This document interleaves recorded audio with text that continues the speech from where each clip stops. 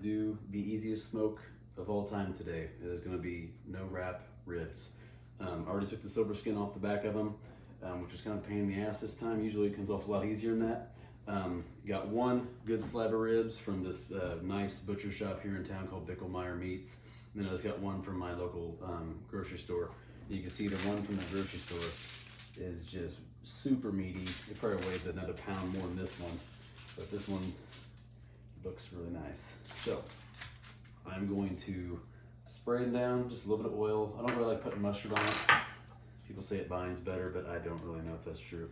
I've never had great results with it, but I haven't had it really bad. I just don't really like doing it. So this here, just a little bit of oil in the back. I'm gonna do the big one that I just got at the grocery store with the rub that I make. And the little one's just a little bit smaller. I'm gonna use just salt and pepper and garlic, granulated garlic. I bought one to try out because I know I've made fun of salt and pepper in the past a little bit, but I bought one to try, and even my wife doesn't like the way it tastes on burgers. So I went ahead and made one. So I'm gonna try it this time. I said equal parts coarse ground black pepper, kosher salt, and then I did granulated garlic. And the place I get the ribs from up the street actually makes their own set of spices too, so it's a little bit better than what you just buy over the counter. So we will try that today on these. The silver skin was really a pain in the ass to get off the backside. It really was. I did the trick with the butter knife, did the trick with the paper towel, and it's still kind of a pain in the ass, but it's just slippery.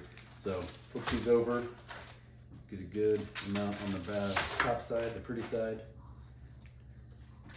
Got the smoker outside already set to 250.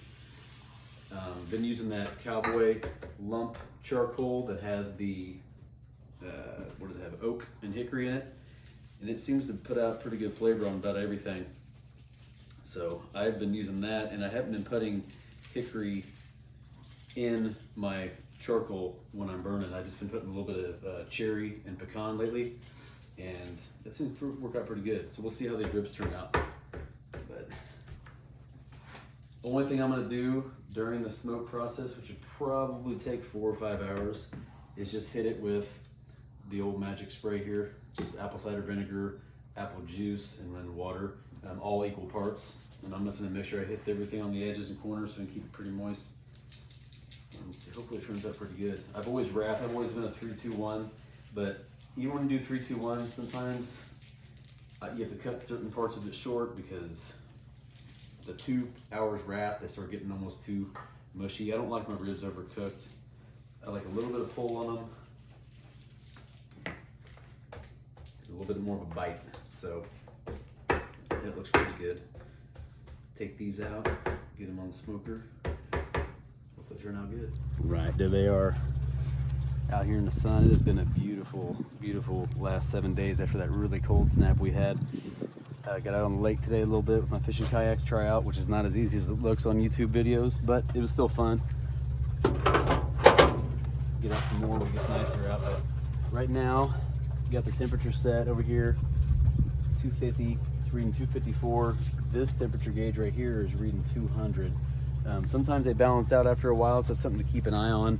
If you get a different thermometer to go on the front of yours, sometimes it reads exactly the same. So anyway, I'm gonna go ahead and get these on. I'm gonna use my racks in here. Ooh, it's smoking. I'm actually gonna let this thing go just a little bit longer, get some of this thick smoke out of here so it burns down a little bit slower. And then I'm gonna throw them on. All right, while we're waiting on that, I picked up this while I was there yesterday too, at the butcher shop, the Bicklemeyer Meats. And I said, you guys have beef cheek? And they said, yeah. Well, this came in a giant bag and it said beef cheek meat. So I'm not thinking it's actual cheeks from a cow. I'm thinking it's just hunks of it, but we're gonna unbag it now and just take a look at it, so I have no idea.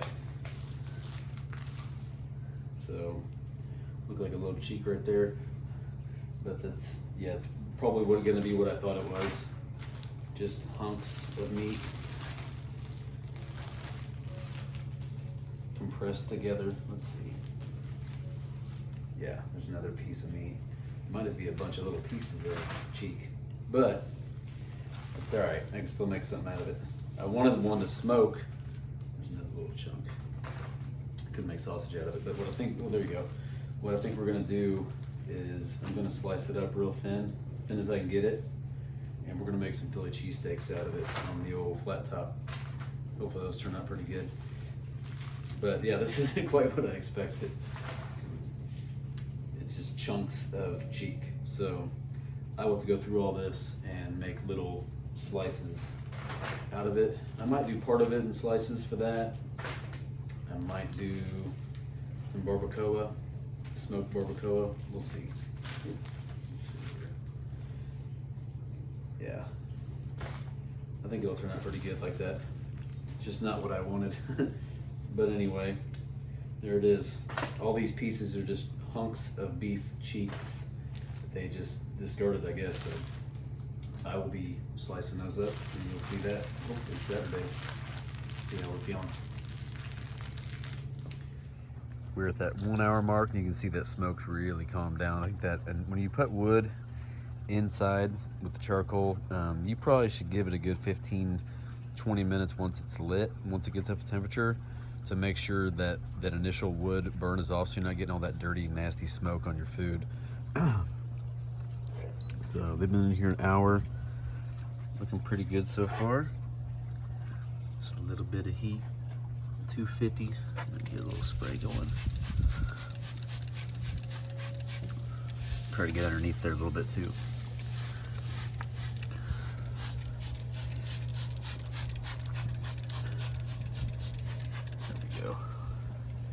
Bad.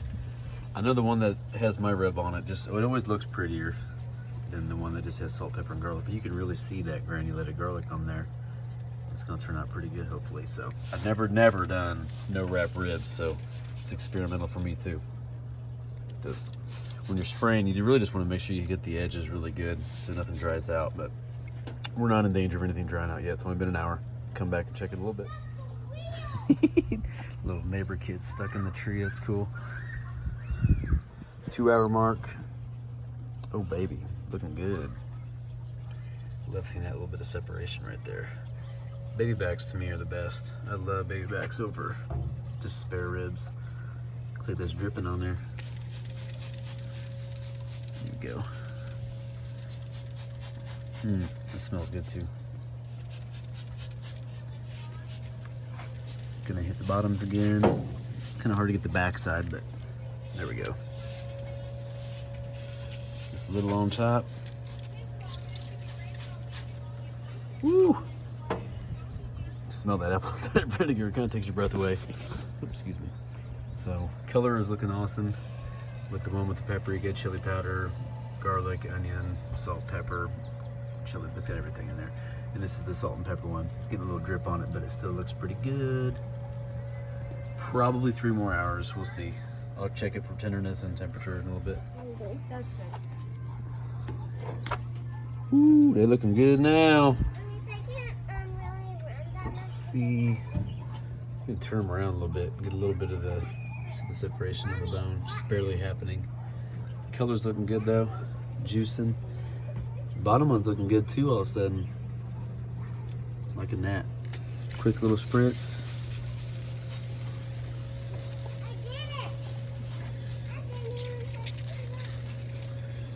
Hit this one again. Gotta get down in there. Ooh, they might be done in another hour. We're gonna find out though. I'm not even gonna probe until the next check. All right, there we go. 4 hours.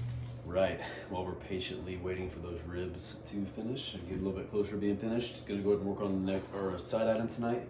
Just gonna do some French fries. If you guys don't have, girls too, of course, if you don't have one of these French fry presses, it just makes life easy. It's kind of fun too. The kids like doing it. But you just put your potato right in, pull, and you just got instant potatoes. Or sorry, French fries. It's pretty awesome. We do about 4 or 5 potatoes, get them all. They're pretty thick. They make better, smaller blades for this that we just have not gotten yet because they're like $50 for a new blade. So you can also obviously just cut them up by hand, which is what I did for years. Got this as a gift and I thought it was pretty cool, so I figured I'd share it with you guys. That boy barely made it through. So 4 potatoes worth, and what we do is put them in the oven on about 450, 425 on the convection bake, and just let these go. A little bit of olive oil sprayed on them, and I don't do any seasoning on them while they're cooking. But what I really like to do is this. If I can find it. Where'd it go? Yeah, there it is. So, this is the old, oh, it used to be called Oklahoma Joe's. Now it's just Joe's. Stupid, but Joe's original French fry seasoning. This stuff is awesome. Put it on every kind of fry, sweet potato, regular, whatever it is you like. Get these all tossed up in here. Let's put them on a baking sheet.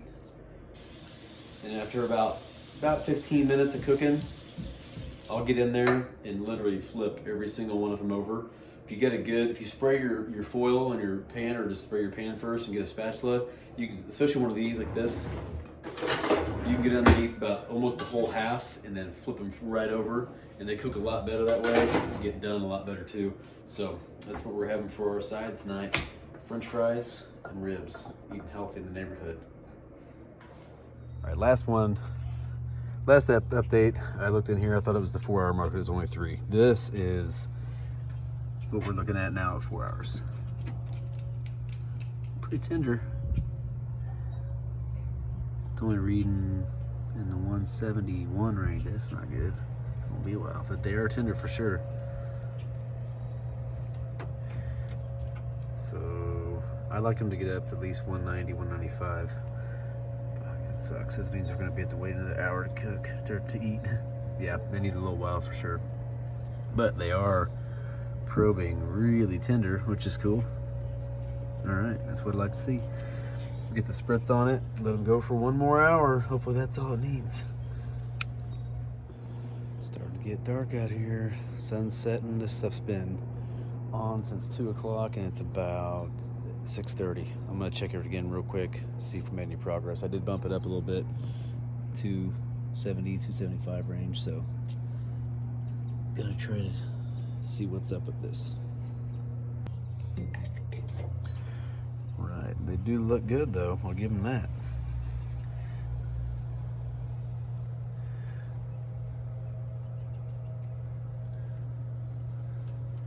Man, they poke pretty good.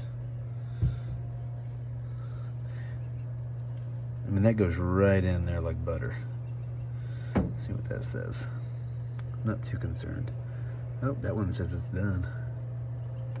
Let's see if we go sideways here, what this says. Whoop. Okay, closer to the bone, we're getting hotter reading there. So that's good. We're looking at 190. I'm learning every day, man. Sideways on these. I'm gonna let these go just for about 15 more minutes. The fries are in the oven at 425, so when those fries are done and they're getting pulled out, these are coming off. It's hot in there. So here's the fries. Really simple. I just take this, get a scoop of them like that, flip them over, straighten them out, and just do that all the way across the board until I get them looking nice and crispy.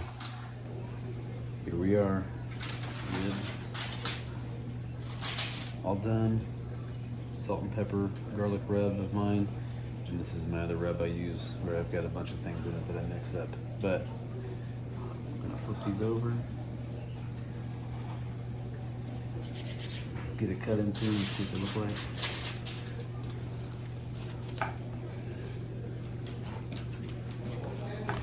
This is the smaller one of the two, obviously, that I was talking about. I got from that nice butcher shop. And this one is the one I just got down the street. Definitely a lot bigger. Take one out of the middle. This side, I'm not gonna lie, it got a little bit dry, but it was on the bottom.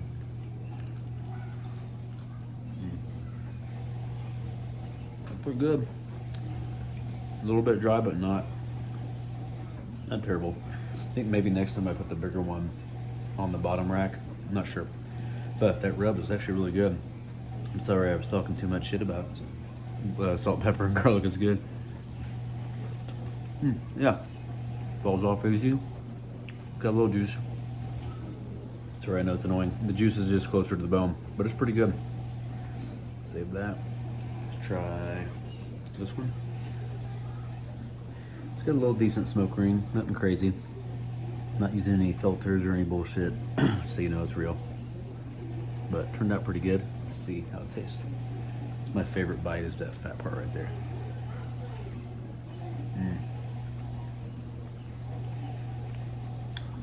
I don't know if I like it more just because it's what I'm used to, but it's very good. There you go. 4.5 hours at 250.